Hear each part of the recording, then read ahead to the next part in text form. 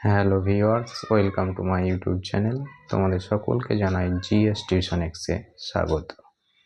আজকে আমি তোমাদের এবছর যারা উচ্চ মাধ্যমিক পরীক্ষা দেবে 2025 সালে তাদের জন্য রাষ্ট্রবিজ্ঞান বা পলিটিক্যাল সায়েন্সের 8 নম্বর প্রশ্নের বেশ কিছু সাজেশন নিয়ে এসেছি।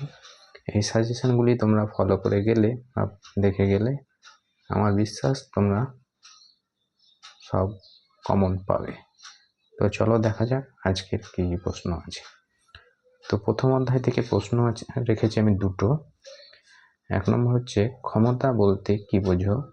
ক্ষমতার মূল উপাদানগুলি সংক্ষেপে বর্ণনা করো। খুবই ইম্পর্টেন্ট।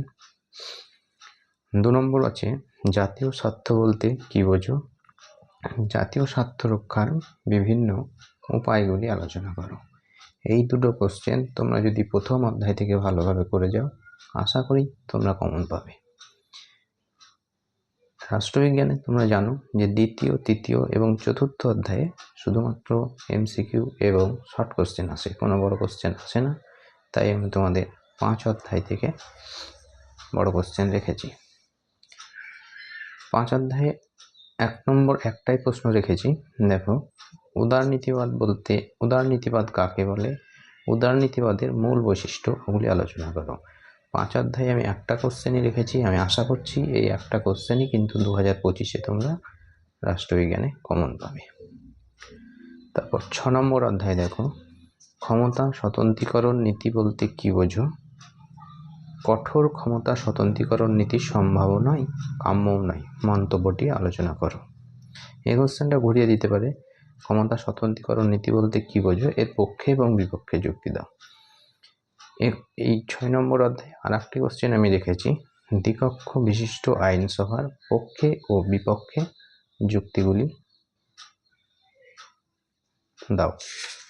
তাহলে এই দুটো কোশ্চেন 6 অধ্যায় থেকে যদি তোমরা করো আশা করি তোমরা কমন পেয়ে যাবে। 7 নম্বর অধ্যায়ে দেখো, দুটো কোশ্চেন রেখেছি।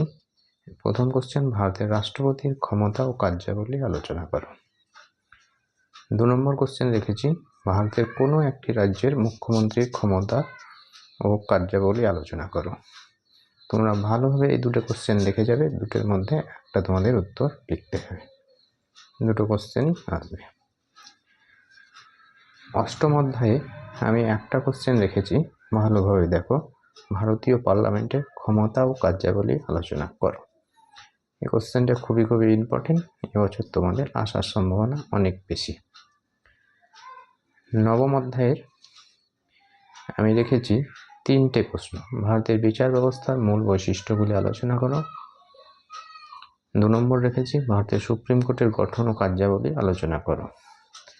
3 নম্বর রেখেছি, ভারতের ক্রেতা সুরক্ষা আদালতের উপর একটি সংক্ষিপ্ত টিকা লেখো।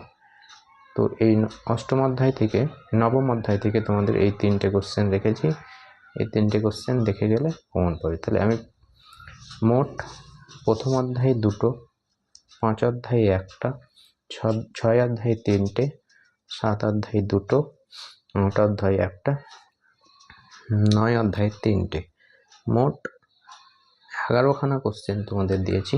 এই 11খানা কোশ্চেন যদি তোমরা ভালোভাবে দেখে যাও 8 নম্বরের সব কোশ্চেন তোমরা উত্তর লিখতে পারবে আশা করি। তবে ভিডিওটি এ পর্যন্তই। তোমরা